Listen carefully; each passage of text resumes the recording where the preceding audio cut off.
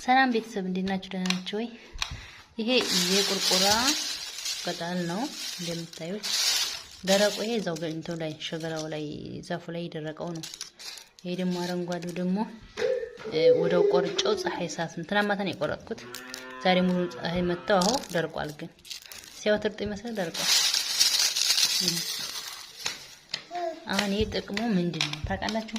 ጥቅሙ በጣም ጥሩ ነው ይላሉ። ከንዝ ነው የሚሉት አረቦች። እኔ ግን አልሞከርኩትም ገና ልሞክረው ነው ፈጭቼ ማለት ነው። በሴሉሉ በስ ፈጭቼ ልሞክረው ነው። እንደህና ነገር መሰለኝ አጠቃቀሙ ገና ለየት። እናንተም የምታውቁ ካላችሁ ንገሩኝ፣ አጠቃቀሙ እንዴት እንደሆነ ምን እንደሆነ ለምን እንደሚጠቀመው። ወራቅ ሲድር ይባላል በአረበኛ ወራቅ ሲድር እና አሳውቁኝ እንዴት እንደምጠቀመው ለምን እንደሚጠቅም እስኪ ንገሩኝ፣ እናንተም የሞከራችሁት ካላችሁ ማለት ነው።